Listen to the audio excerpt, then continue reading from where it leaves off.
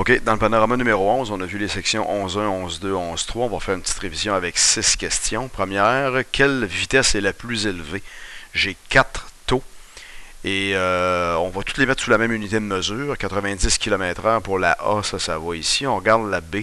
95 000 mètres en 60 minutes. 95 000 mètres, c'est facile de mettre 100 km, on divise par 1000. 95 km en 1 heure.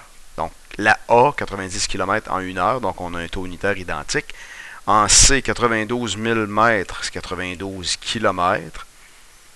En 1,2 heures, si je divise les deux, ça me donne une vitesse qui est approximativement de 77 km/h.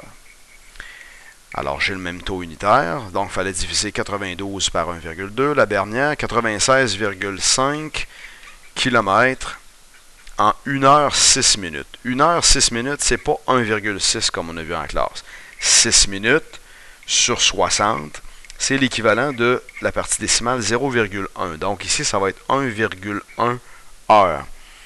Donc dans ce cas-là, si je fais 96,5 divisé par 1,1, ça va me donner approximativement 87 arrondi à l'unité, là. 87-88 km/h. Donc la vitesse la plus grande, ça se trouve à être la B ici, pour le plus grand numérateur, pour le même taux unitaire, donc pour le même 1 heure que les autres. OK, donc ça c'est un petit rafraîchissement sur les taux. Deuxième question. Si un véhicule roule pendant 5,2 heures, combien d'essence aura-t-il utilisé? Si sa consommation d'essence est de 12,8 litres par 100 km et que sa vitesse est de 105 km/h. Alors, le 5,2 heures, je pourrais m'en servir juste ici. La vitesse, j'ai 105 km de parcouru en 1 heure. C'est ce que ça veut dire une vitesse. Je vais mettre une fraction équivalente à côté. Combien de kilomètres je vais faire si je roule pendant 5,2 heures? L'inconnu x ici va être trouvé en faisant la règle de 3, 105, multiplié par 5,2, divisé par 1. Donc, on fait la règle de 3 pour trouver l'inconnu. Alors, 105 multiplié par 5,2, ça me donne 546 km. Ça, c'est la distance que je parcours. Alors, la consommation d'essence, OK?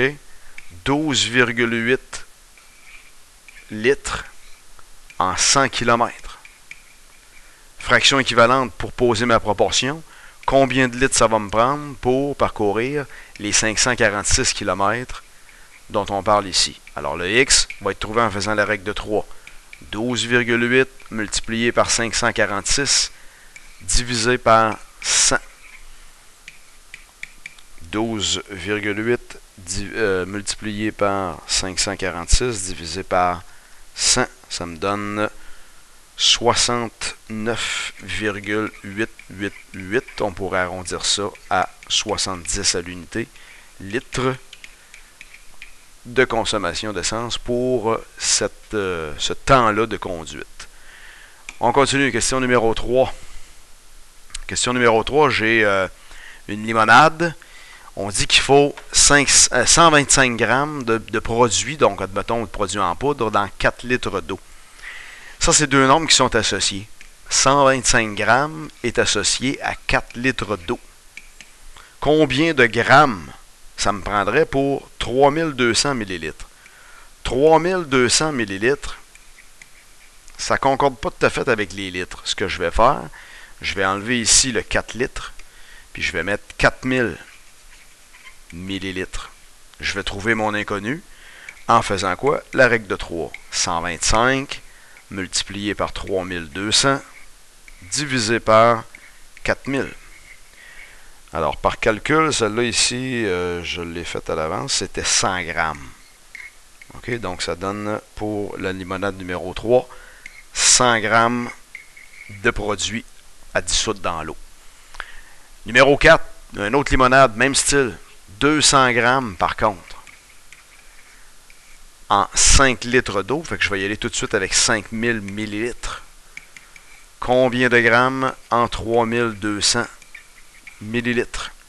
Alors ici, ça va me donner en grammes 128, même règle de 3, 128 grammes. Voyez-vous, la proportion imposée, la règle de 3 est appliquée. J'ai ma réponse assez rapidement. Exemple numéro 5. Dans une ferme A, il y a 3 cailles pour 7 poules. 3 cailles pour 7 poules. OK? Je pourrais même identifier clairement mes nombres. 3 cailles pour 7 poules. Ça veut dire que j'ai, supposons, un échantillon de 10 animaux. OK? J'ai 3 cailles sur les 10, puis j'ai 7 poules sur les 10. C'est ce qu'on avait mentionné en la classe. C'est un taux qu'on peut adapter de cette manière-là. Si le rapport caille-poule, caille, 2 points, poule, est le même dans la ferme B, combien de cailles y a-t-il dans la ferme B si elle contient 530 animaux au total? Alors, combien de cailles y a-t-il? Je vais me concentrer sur le rapport des cailles au total. J'ai 3 cailles sur 10 animaux au total, admettons. Je vais en avoir combien de cailles pour 530 animaux au total? Mon inconnu. Règle de 3, ma proportion imposée. La proportion, quand on dit la proportion, c'est elle.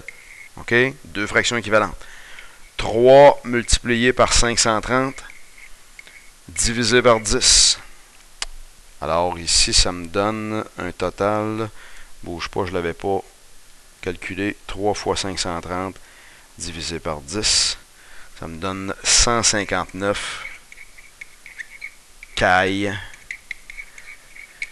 dans la ferme B. Des cailles, c'est plus petit qu'une poule, là. Ça se mange, c'est pas gros, là. Ça ressemble à des poulets.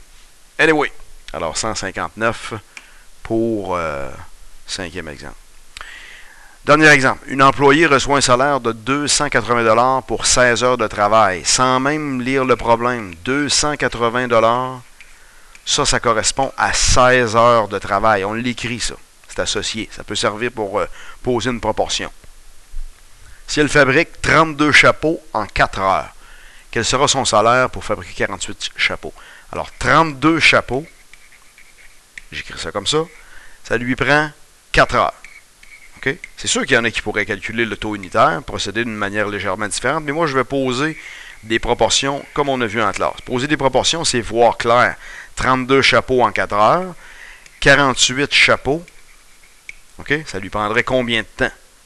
Fait qu'ici, je vais faire 4 fois 48 divisé par 32. 4 fois 48 divisé par 32, ça me donne 6. Alors ici, ça donne un travail de 6 heures. OK? Je peux prendre cette donnée-là, puis revenir à mon premier rapport en haut. 280 $ en 16 heures, 280 $ en 16 heures, me donnerait combien d'argent en 6 heures? C'est certain qu'on peut le trouver en faisant un taux unitaire, sauf qu'en faisant la proportion, c'est encore meilleur pour mieux voir les nombres. Alors ici, 280 multiplié par 6 divisé par 16. Ça lui donnerait un salaire de 280 fois 6 divisé par 16. 105 $. OK? Ça, c'est un exemple de problème où est-ce qu'on pourrait avoir à faire 2 proportions. Donc, la première ici, avec la question du 48 chapeaux, et la deuxième ici, avec l'information du salaire. OK? Alors, c'est une petite révision sur 11.1, 11.2, 11.3, puis je t'offre une question bonus telle qu'annoncée. Alors, tu vas avoir 1 point de plus sur le prochain examen si tu réponds correctement et si tu m'envoies ça par Edmodo. Supposons que je calcule l'examen sur 40 et 42, admettons, ben, tu vas avoir 1 point de plus sur 42. C'est simple, simple, simple. Je te demande de faire la somme des réponses aux exemples numéro 3 et 4 pour les quantités de produits. Envoie-moi ça sur Edmodo, à mon nom, Benoît Verrette. Puis si c'est fait convenable, tu as plus 1 point. Si tu ne l'as pas envoyé, c'est just too bad. Et voilà. Ciao, bye.